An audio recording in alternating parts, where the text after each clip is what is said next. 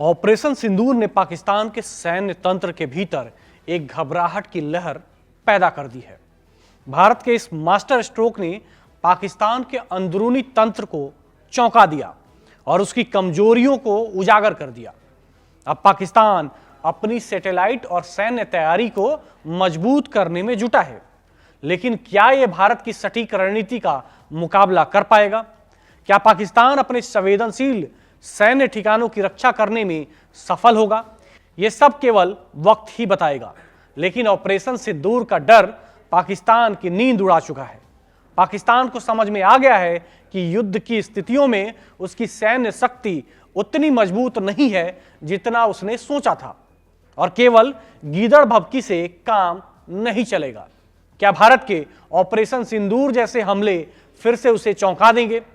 नमस्कार, मैं हूं आदर्श और आप देख रहे हैं बॉर्डर वॉच। मई 2025 में भारत के चलाए गए ऑपरेशन सिंदूर ने पाकिस्तान के सैन्य और तकनीकी तंत्र की सबसे बड़ी कमजोरी को उजागर किया, और अब पाकिस्तान को इन कमजोरियों को पाटने के लिए अपनी निगरानी और रक्षा क्षमता को और बढ़ाने की जल्दबाजी हो रही है। ऑपरेशन सिंदूर ने पाकिस्तान को इतना डरा दिया कि उन्होंने बिना समय गंवाए अपने सैटेलाइट सिस्टम को मजबूती से अपडेट करना शुरू कर दिया। लेकिन क्या यह त्वरित सुधार पाकिस्तान के लिए पर्याप्त होगी? साल 2025 मई का महीना भारत और पाकिस्तान के बीच एक बेहद तनावपूर्ण स्थिति बनी हुई थी। भारत ने ऑपरेशन सिंदूर नामक सैन्य ऑपरेशन शुरू किया था, जिसका मुख्य उद्देश्य पाकिस्तान की सैन्य तैयारियों और सैटेलाइट निगरानी को चकमा देकर आतंकी ठिकानों को तबाह करना था। यह ऑपरेशन इतना प्रभावी था कि पाकिस्तान की सैटेलाइट तकनीक की कमजोरियों का पर्दाफाश हो गया, और यह भी दुनिया को पता चला कि किस तरह से पाकिस्तानी आतंकी सांपों को पाल रहे हैं, और पाकिस्तान को अपनी सुरक्षा और निगरानी प्रणाली को तत्काल सुदृढ़ करने के लिए मजबूर होना पड़ा। ऑपरेशन सिंदूर के दौरान पाकिस्तान का मुख्य सैन्य सैटेलाइट PRSS-1 ठीक से काम नहीं कर सका। यह सैटेलाइट भारतीय एयरबेसों की सटीक तस्वीरें खींचने में नाकाम रहा और पाकिस्तान के सैन्य अभियानों के लिए महत्वपूर्ण जानकारी हासिल करने में देरी हुई।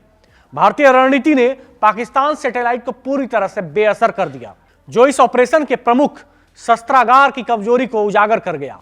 इसके बाद पाकिस्तान ने एक प्रतिक्रिया के रूप में अपने सैटेलाइट नेटवर्क को अपग्रेड करने का काम तेज कर दिया। नए सैटेलाइट लॉन्च करने और वैश्विक सहयोग बढ़ाने की दिशा में एक मजबूत कदम उठाया गया। लेकिन क्या यह बदलाव पाकिस्तान को फिर से वो ताकत दे पाएंगे जो उसे ऑपरेशन सिंदूर के दौरान खोनी पड़ी? पाकिस्तान ने अपने सैटेलाइट सर्विलांस सिस्टम को मजबूत करने के लिए 3 नए सैटेलाइट लॉन्च किए।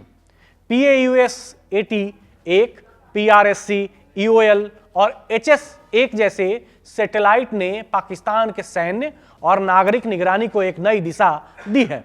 लेकिन क्या यह सैटेलाइट वाकई पाकिस्तान के लिए लंबी दौड़ में मददगार साबित हो सकते हैं, या मुनीर का यह रक्षा का सामान फिर से फुस साबित होंगे?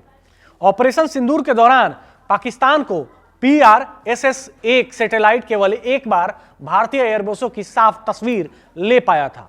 फिर बाद में मौसम और ऑर्बिट की समस्याओं के कारण वह सही जानकारी प्रदान करने में नाकाम रहा। पाकिस्तान की सेना की हर एक चाल, हर एक कदम भारतीय सैटेलाइटों की निगरानी में था।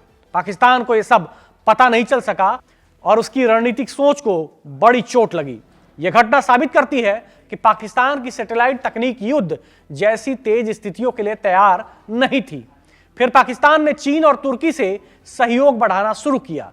चीन से PRSS-1 जैसे सैटेलाइट, तुर्की से PAUS-80-1 और कई और सहयोग पाकिस्तान की निगरानी तंत्र को गति देने का एक बड़ा कदम साबित हुए। लेकिन क्या इन कदमों से पाकिस्तान की सैन्य ताकत में कोई वास्तविक बदलाव आएगा?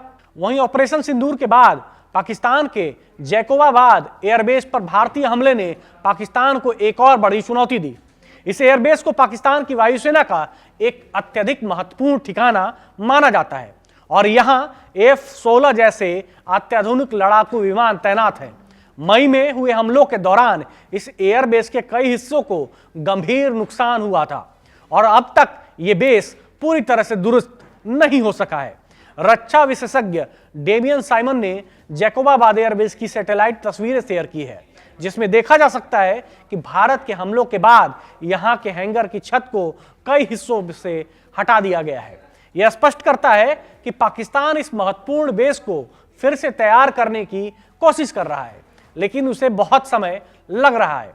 यह स्थिति पाकिस्तान के लिए गंभीर है, क्योंकि जैकोबाबाद एयरबेस उसकी वायुसेना की रीढ़ की हड्डी माना जाता है। अगर यह बेस पूरी तरह से दुरुस्त नहीं हो पाया तो पाकिस्तान की सामरिक ताकत में एक बड़ा कटौती हो सकता है। इन सभी घटनाओं ने पाकिस्तान को यह एहसास दिलाया कि उसे अपनी निगरानी, रक्षा और सैन्य रणनीतियों में तत्काल सुधार करने की जरूरत है। पाकिस्तान ने अंतर्राष्ट्रीय स्तर पर अपने सहयोगियों से समर्थन प्राप्त करने की कोशिश की है, लेकिन क्या पाकिस्तान अपनी तकनीकी और सामरिक कमियों को सुधारने में समय से पहले सफल हो पाएगा? साथ ही पाकिस्तान के पास केवल 2 ग्राउंड स्टेशन हैं, कराची और इस्लामाबाद, जो कभी कभी मौसम और तकनीकी कारणों से भी प्रभावित होते हैं। इन स्थितियों के कारण पाकिस्तान को हमेशा दूसरे देशों से मदद की आवश्यकता होती है, जैसे कि यूरोपीय देशों से सैटेलाइट तस्वीरें, लेकिन इन तस्वीरों की आपूर्ति में 36 से 48 घंटे का समय लग जाता है, जो एक युद्ध स्थिति में बेहद खतरनाक साबित हो सकता है। अब पाकिस्तान का एक SAR सैटेलाइट बनाने की दिशा में काम कर रहा है, जो बादलों और रात में भी काम कर सके, ताकि वो अपनी निगरानी क्षमता को और बढ़ा सके। लेकिन यह कदम भारत के ऑपरेशन सिंदूर से रक्षा के लिए कितनी कारगर साबित होगा, यह एक बड़ा सवाल है। पाकिस्तान के लिए ऑपरेशन सिंदूर का डर कहीं ना कहीं उसके सैन्य तंत्र की कमजोरी को उजागर कर रहा है, और इसे सुधारने की कोशिशों में पाकिस्तान को जो समय लगेगा वो उसे अपने सख्त समय के साथ मुकाबला करने की चुनौतियों के बीच खड़ा कर देगा। देखना यह होगा कि आने वाले दिनों में नापाक पाक सुधरेगा या वही पागलपन जारी रखेगा, या फिर से भारत की सटीक रणनीति उसे हमेशा के लिए परेशानी में डाल देगी।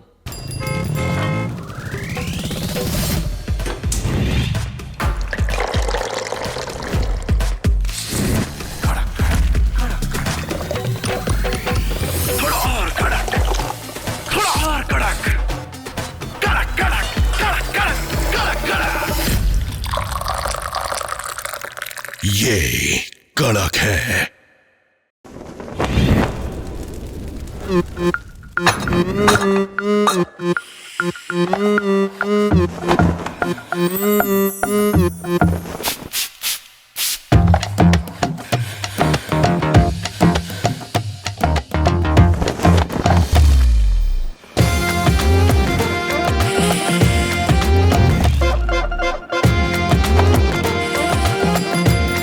ये कड़क है।